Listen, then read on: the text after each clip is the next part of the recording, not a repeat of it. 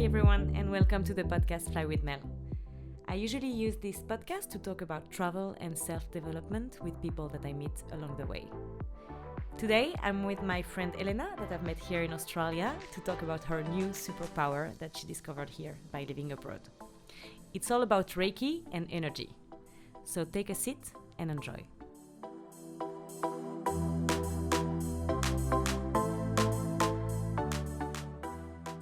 So as you may know, I meet a lot of people here in Australia thanks to event, thanks to friend of friends. And I've met Elena last year and she talked to me about this thing, which is the Reiki. So we decided to do a podcast about it because it's really interesting. And I'm really happy that she's going to explain that to you today, guys. Hello, Mel. Thank you for having me here.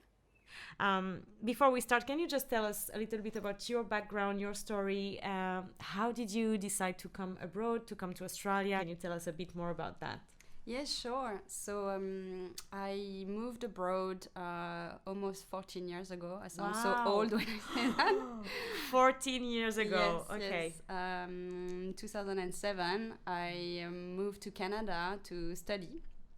I was in Montreal.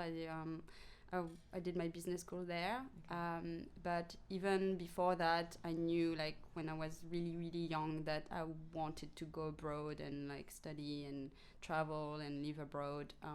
It's just that before that, I think I was just young. My parents didn't really want me to be so far away, and yeah, never went back to France since. Wow. Okay, and you don't miss France? Like, yeah, sometimes I guess it's a nice country. I miss my friends, I miss my family, I miss cheese. But I'm also fine abroad, meeting lots of interesting people as well, just like what you said. So I guess you're very easygoing and you can adapt yourself in any kind of environment. Yeah, it's not easy in the first place, in the first move, but after a while, yes, it's like decreasing your fears and changing a bit your mindset with being abroad. Okay. So why Australia? When did you decide to come to the kangaroos country? Yeah, so when I was really young, as I was saying, I really wanted to go abroad, and I had pictures of kangaroos and koalas and uluru in my room. I was perhaps 7 years old. Okay. So I knew that one day it would be the ultimate place to come. And at the time, I was in Singapore working for a company, and I just ended up transferring to Australia with them and arriving to Sydney after visiting the country, also on vacation with friends. Mm-hmm. And I fell in love with Sydney. Yeah. I mean, it's hard not to. And in which field were you working? Because you were saying that you were transferred from your work in Singapore. Yeah, I was working in pharmaceuticals in finance. Okay. And then I got transferred here through the same company, and I did a bit more of pricing in there. But did you like this field? Was it like, is it your area of? The time, so I studied finance in business school. And I just wanted something that would allow me basically to work from anywhere in the world, which ended up being the case, finding a job easily. But I never really had a passion for it, frankly. So transitioned a bit out of it into now working for a healthcare organization. Okay, so you've changed totally. Yeah. Okay, yeah. One industry to another. Yeah. So I guess it wasn't so hard for you to settle down here in Australia. Can you describe us a little bit your lifestyle, or how were your first years to adapt yourself here in this new environment? Yeah, so Sydney is really good in that sense that you can have a very good quality of life. You work, but you can also exercise in the morning, meet friends in the evening. So this is really what I enjoy the most here. Being here and having so much time for yourself is really rich, because you can also learn a lot about yourself, and this is what happened to me. I'm really thankful for being here. It's been 5 years already, and I have discovered so many good things about me, my love for yoga, nature, the environment, and also where I discovered my superpower. Yes. So we're gonna talk about that more in a second, because you told me this story, and I'm really grateful that you're able now to share this story with everyone here. So can you tell us a bit more about that? When did you discover? So you told me about this energy in your body. Can you just tell us the whole story behind that? Well, I guess I always had a really stressful job in being in finance and working on many tight deadlines and projects. And I'm also a very light sleeper, so I've had insomnia my whole life.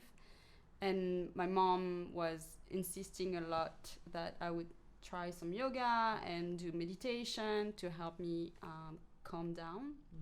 And I started doing some yoga maybe 8 years ago now, and that So was before Sydney. before Sydney, that's right. And moving to Sydney was automatic that I would join a yoga studio and perhaps meet some people through yoga. And one day, a friend of mine tells me, "Oh, well, I just signed up for 8-week yoga program. You would like it, I'm sure. It would be incorporating very different styles of yoga. I know you like it, and join me." And I thought, oh yeah, cool. I only know like perhaps two types of yoga. I would meet my friends on Saturday. Yeah, I would join. And the first session I remember was incredibly moving, and it changed my life basically. Wow, the first week. Yeah.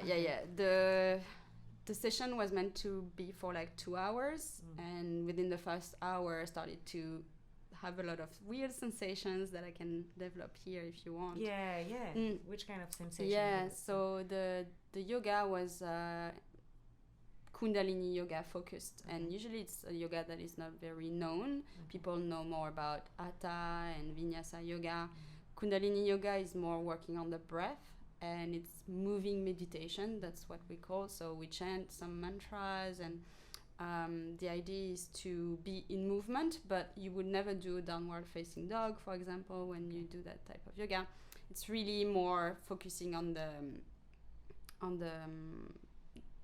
your inner sensations, or and the breathing, the focus, and it's less moving, less movement physical, and more like mind. Correct. Mindful. Yes. Okay. And but you do some movements, and I started to feel fire in my hands, like burning sensation. And we did the meditation at the end of the session with my yoga teacher, and then I started to just have so much energy and have this burn in my hands that was a bit strange. And I went back home, couldn't sleep for 3 days because it was just like having 3 shots of coffee before going to bed. I had so much energy and I didn't know what was happening. So it was good energy? Would you say it was a good feeling, or it was just like a strange because it was hot in your hand? Yeah, it was strange at first because I didn't know what it was. And of course, being an insomniac, I was like, oh, no way, I'm not going to sleep again. So I talked to my yoga teacher about it, and then she said, wait a few days and see how you feel. Was still feeling the same, and she pointed me after that towards Reiki, and I had no idea what it was. I'm a more rational person, like I guess by trade, because I studied finance and I spent a lot of time reading science articles more than metaphysical stuff, if you will. And then she told me, oh, with Reiki, you can start to treat yourself if you have some headaches or stomach pain. And I was like, what is that? And eventually I ended up meeting people that were pointing me definitely into that direction. And then usually when you're on the right path, this is what happens. And so I started to read a lot about it and discovered a big rabbit hole of this world, let's say. And the key part was also meeting someone who is one of my best friends now, and she was also in that phase of discovering her own superpower. Okay. Was it the same one? She a bit similar, like she wasn't using her hands to do it, but she felt like she could feel people's energy, and if they were, you know, feeling bad or feeling good, like she was very sensitive, and she kind of felt there was something she can do about it. Okay. And then for me it was really with the hands, just because the burning sensations were really in my hands. And yeah, we thought, okay, let's maybe, I don't know, train on each other, exercise on each other, and yeah, this is how it happened. You're telling me a lot about energy, what you felt, your superpower. I feel like we are in a movie now. Can you just explain us deeply and exactly what is Reiki? What is it? Yeah, so Reiki is a Japanese technique, like, I guess, goes into the broader category that is called in English energetic healing. But in France, I'm going to use a few French words here because I know we have a French audience. Yes. We know more magnétiseur, rebouteur, barreur de feu, guérisseur. Okay. Is another word. But yeah, Reiki is less known in France. In France, it's more about a way to treat on the physical, emotional, and psychological aspect. Okay.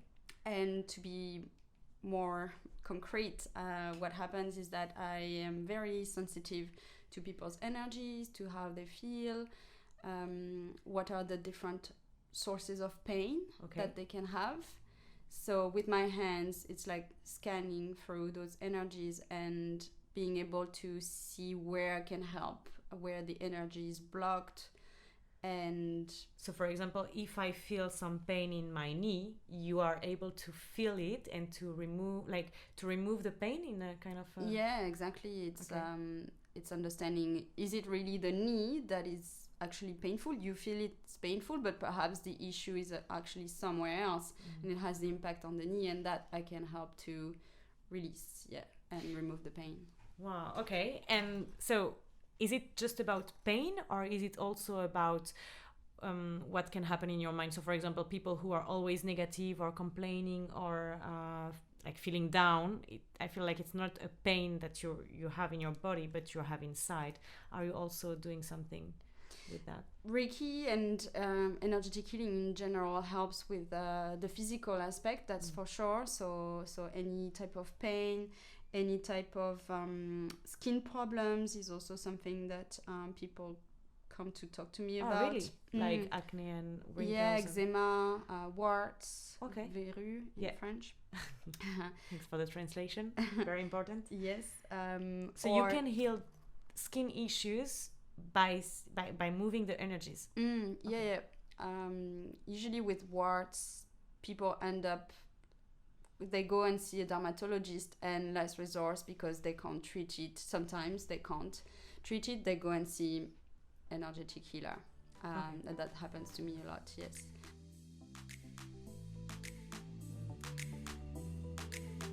How would you describe the fact that people would come to you and trust you instead of going to the doctor and just taking medicines, for example? So usually either people have had an experience with energetic healing and they trust it, right away because they have always used a healer or the family know someone who does energetic healing, or because they've tried everything, they're willing to try something else. And I also have people who tell me, I've tried everything, nothing worked, the medicine cannot help me, and I'm willing to take the last chance. And there's nothing to lose with doing Reiki or energetic healing.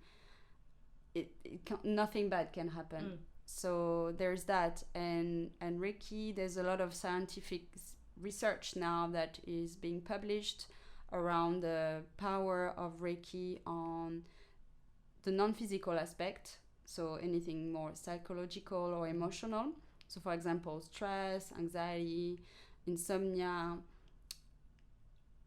So all this stuff can bring something to your body, that's what you mean? So what I mean is that more and more Reiki is being recognized for what else is causing me a disease or what else is causing me to feel bad. So sometimes we feel energy, we feel we have back pain, for example, and we can just think, oh, it's because I hurt my back. But perhaps you have this part of your body that hurts because of all the heaviness that is stored in your mind, of all those issues that you constantly think about, and then the energy is going to get stored in your back instead of being stuck in your mind. So there is always a signification for physical issue, a signification of that is non-physical. And the Reiki, or my knowledge, or all the things that I read, is helping me to understand how to remove that pain or that stress. And wow. So from what I understand, sometimes you feel a headache or any pain anywhere in your body. You cannot explain it because you don't know from where it is, because you didn't hurt yourself, right? Is it, if I understand it well? It's because you didn't hurt yourself significantly, but just you feel some pain, and you can explain that because you have some pain in yourself, in your mind.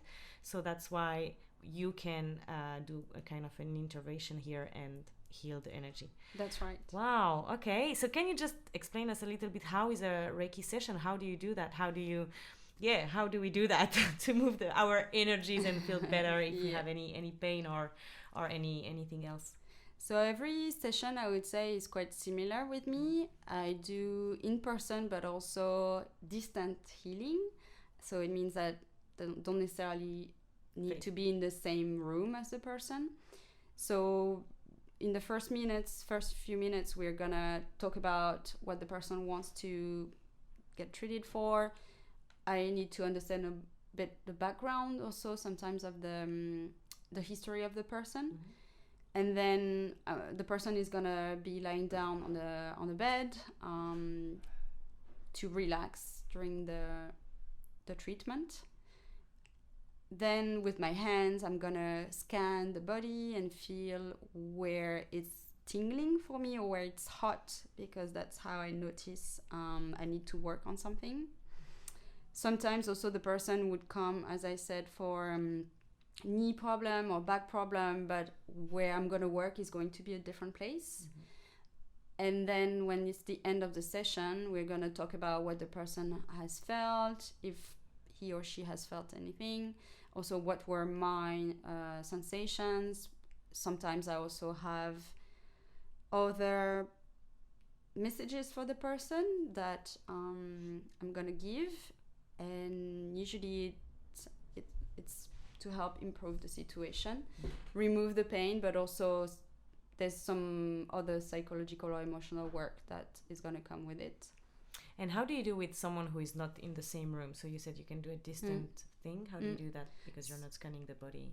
Yeah, so I would imagine that the person's body is still like next to me, and I just do exactly as I would do in person. So you can feel the energy by being very far away. Yeah, wow. Okay. Connected to the person via the voice or via the video. Sometimes I've done also just on picture, especially for children, because it's harder to keep children laying down on the bed and do nothing.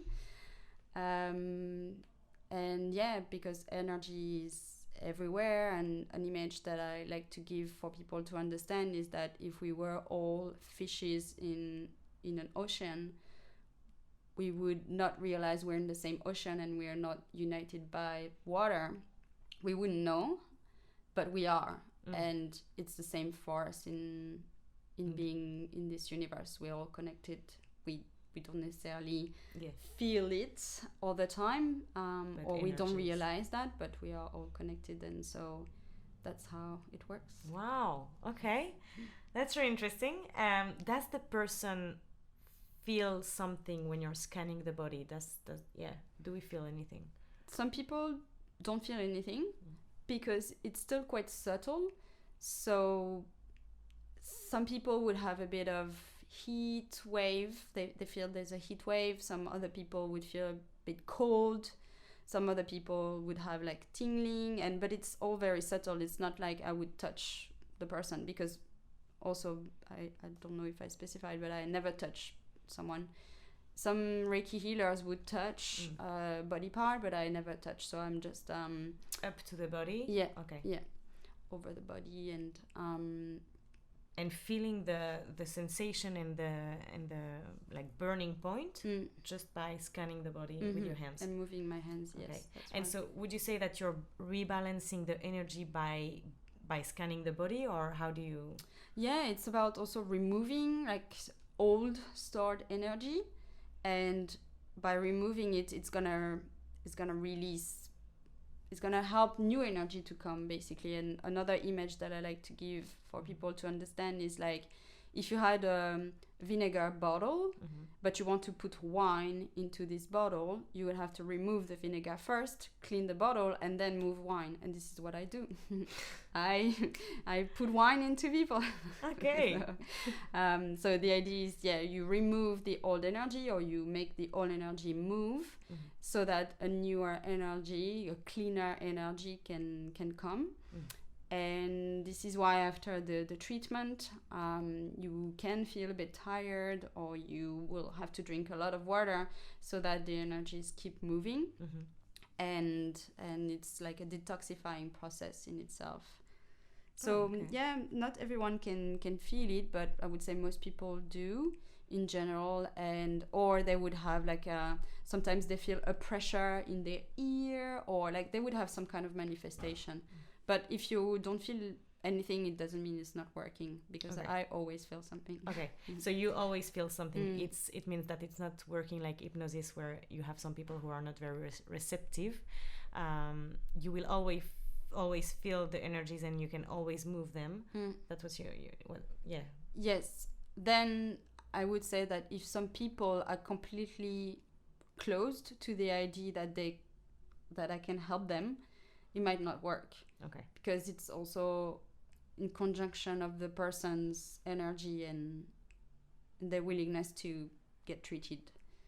And it's the same with hypnosis. If someone doesn't want to stop smoking, but they go and see a hypnotherapist, that won't work. You have to set the intention in your mind, and you have to be ready for that, so that you're open, your heart is open, and your energies can flow. Yeah. Okay. How often should we scan our energies, would you say? Like, do we have any, is it working like a therapy? Do we have to set intentions every month and come to see you, or is it just once a year?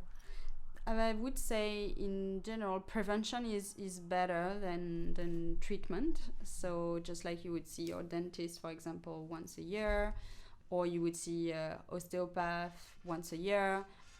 With Reiki, it's better if the person comes once or twice during the year. But if you have like pain, I would say you can have improvement within one session, but usually I would advise it's more like 3 or 5, especially if the issue has been there for a long time. So even warts, for example, that have been there for a long time, that is going to take minimum 3 sessions. So I feel like this superpower is crazy, and that we should all go and see someone who can do some Reiki and scan our energies. But I guess some people are now wondering if there are any side effects of that. Yeah, some people sometimes are scared that they're gonna get a new problem if they come and see a healer, and actually it can only help. And the only side effects would be you can feel a little bit tired after a session because the energies are moving, and you can feel very thirsty too. So it's really important to hydrate yourself, drink lots of water, and sleep well, like for the next few days. But this is what the worst that can happen. Okay, yeah, so. You cannot like remove the bad energy, but put some new bad energy in your body, So I wouldn't, and some people could. It's all with the intention of the practitioner, and some people could use it in a bad way, but I don't, and I don't want to. But that's why if someone wants to see a healer, it's really important to get word of mouth or to meet the person perhaps before or hear the voice of the person to feel the connection. And if your intuition basically connects with the person, if you feel like it would be good to see this person, or if it doesn't really resonate, and then you can go and find someone else, for example.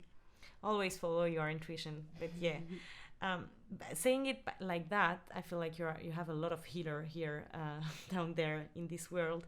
Would you say that we all have this power to feel others' energy? It's also a question that I get often, and to that I would say it's just like if you are good in painting or drawing. Some people just wake up and they've always been talented in this area, or other people would perhaps take classes, art classes, and then they can become better. So it's the same with energy. I was probably very sensitive without even having to develop it. And it's a gift. Yeah, but then anyone can also develop it if they want to. So we all have this. We all have energy. I get that, and we all have the ability to feel others' energy if we focus more on that kind of thing. Yeah, I guess there's a work to do. Yes. Okay. And sometimes it's all about being sensitive also to other people's to develop empathy and compassion, and some people are more emotionally aware than others, so I guess those ones can develop easily this healing power, and the people that are more close to that are gonna take more time basically if they want to. So it didn't take you too many effort to improve your superpower, because you felt it, and you had you felt it in your gut, so it was just natural process. I've always been sensitive as a child, and sensitive to everything. Yeah, just feeling people's pain or feeling that they're happy, and they kind of give me in a way their emotions. So coming to the Reiki world was also learning to protect myself from that, and to decide when I'm open to receive people's emotion, or when it's time to focus on myself and be with my own energy, pretty much. And the exercise of spending time alone, learning to calm myself and ground myself, doing meditation and mindfulness, it comes with the superpower. Otherwise, it's difficult.